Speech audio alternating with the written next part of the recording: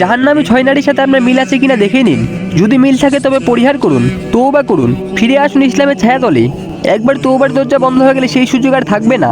আসল জীবন পরকাল, তাই আসুন পরকালমুখী হই। একবার আলী রাদিয়াল্লাহু তাআলা আনহু ও ফাতেমা রাদিয়াল্লাহু তাআলা আনহু নবীজি সাল্লাল্লাহু আলাইহি ওয়াসাল্লামের সাথে দেখা করতে আসেন এবং এসে দেখেন যে নবীজি সাল্লাল্লাহু আলাইহি ওয়াসাল্লাম একা একই বসে কাঁদছেন। আলী রাদিয়াল্লাহু তাআলা আনহু বললেন, ইয়া রাসূলুল্লাহ, আমার পিতামাতা আপনার জন্য কোরবান হোক, আপনি কাঁদছেন কেন?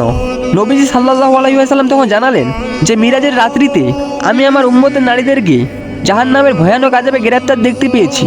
তারপর নবীজি সাল্লাল্লাহু আলাইহি ওয়াসাল্লাম নারীদের শাস্তির বর্ণনা করলেন। লম্বা হাদিস।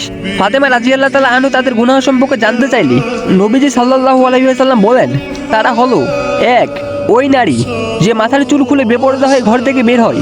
জাহান্নামীরা নিজের মাথার চুল দ্বারা ঝুলন্ত অবস্থায় থাকবে এবং ওই সময় তার মাথার মগজ ফুটন্ত পানির নেই টকবক করে ফুটবে। 2, ওই নারী যে তার স্বামীকে কটু কথার মাধ্যমে কষ্ট দেয় এবং স্বামীকে সম্মান করে না।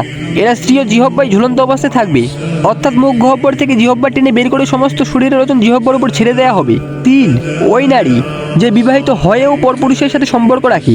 জাহান্নামে এরা স্ত্রী ও স্তনে ঝুলন্ত অবস্থায় থাকবে, অর্থাৎ সমস্ত শরীরের ওজন স্তনের উপর ছেড়ে দেওয়া হবে। 4, ওই নারী যে অপবিত্র হওয়ার পর পবিত্রতা অর্জনের অলসতা করে এবং নামাজে অমনোযোগী হয়। এরা নিজ পদযুগল বক্ষে এবং হস্তদ্বয় ললাটে আবদ্ধ অবস্থায় জাহান্নামে শাস্তি ভোগ করবে।